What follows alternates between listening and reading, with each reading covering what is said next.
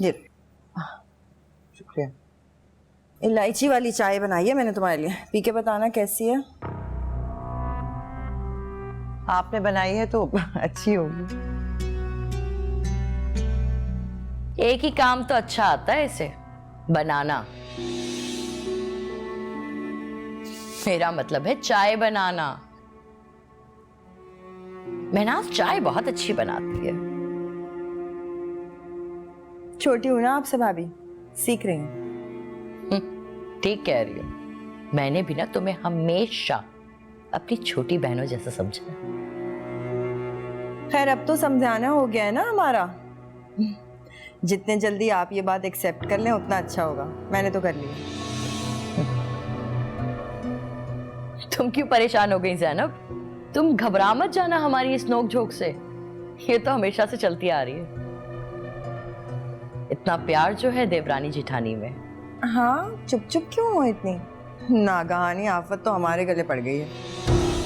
क्या मतलब है तुम्हारा? अरे कुछ नहीं, मैं तो बस ज़ैनब को उदास देख के थोड़ी परेशान हो गई। मैं घर वापस जाने का सोच रही हूँ भाभी। सदफ की शादी भी हो गई है खैर खैरियत से। अरे इतनी जल्दी भी क्या है, रुको ना, आराम से चली जाना। हाँ ज़ैनब रुक जाओ, तुम्हारा अपना ही घर है। अगर भाभी की तरफ रहने का दिल नहीं चाह रहा तो हमारे पोर्शन में आ जाओ। अरे नहीं नहीं भाभी, मुझे लगता है मुझे वापस जाना चाहिए।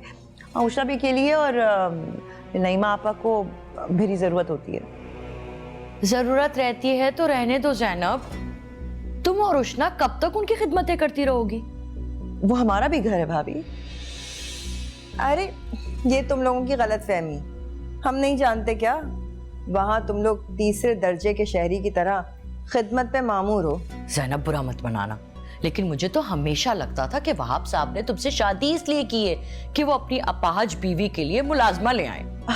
ऐसी बात नहीं है, वहाब मेरा बहुत ख्याल रखते हैं। अरे क्यों हमसे झूठ बोल रही हो ज़ैनब? क्या हम नहीं देख रहे? हम जानते नहीं है क्या? सदफ और हुज़ैफा की पूरी शादी गुजर गई, तुम्हारे ससुराल से कोई भी नहीं आया। यहाँ तक के उष्णा तक को आने की इजाजत नहीं दी उन लोगों ने, और तुम्हारे शौहर भी नहीं आए। अरे तुम झूठे भरम में रह रही हो। जिस घर में तुम्हारी इतनी भी नहीं चलती कि तुम अपनी बेटी को अपने भाई के बेटे की शादी में ले आओ, तो क्या खाक इज्जत है तुम्हारी वहां पर? मेरे तो ख्याल से तुम दोनों माँ बेटी जितने जल्दी इस भरम से बाहर आ जाओ उतना बेहतर होगा। मुझे लौटकर वापस उसी घर में जाना है। क्यों जाना है?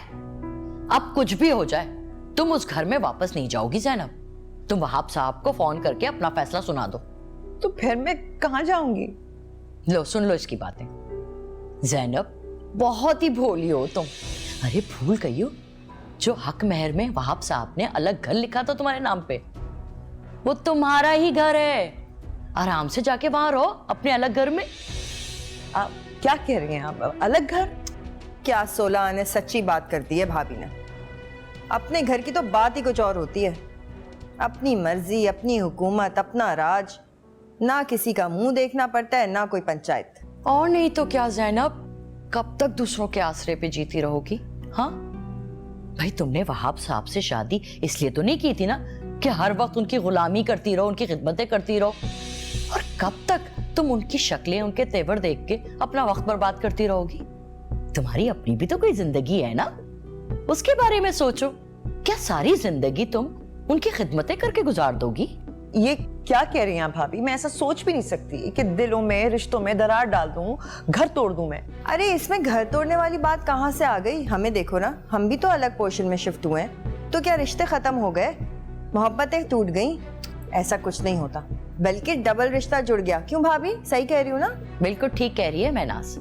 ज़ैनब बहुत हो गया, बहुत कर ली तुमने जी हुजूरी। अब अपने हक के लिए आवाज उठाओ और अपने घर में शिफ्ट हो जाओ। वहाब साहब ना पाबंद है तुम्हें सारी सहूलियात फराहम करने के लिए। तुम उनसे अपना हक मांगो और जब मिल जाए तो उष्णा और शहरोज को भी अपने साथ रखो। और नहीं तो क्या, इस तरह से ना तुम्हारी सौतन की मुदाखलत तुम्हारी जिंदगी में से खत्म हो जाएगी। बस आप दोनों चुप हो जाएं। ये क्या कह रही हैं आप? वो घर सिर्फ मेरा नहीं है, उष्णा का भी है, और मैं ऐसा कोई काम नहीं करूंगी कि उसके लिए कोई मुसीबत क्रिएट हो या उसको शर्मिंदगी हो। इससे तो बेहतर है कि मैं वो घर ही छोड़ दूं।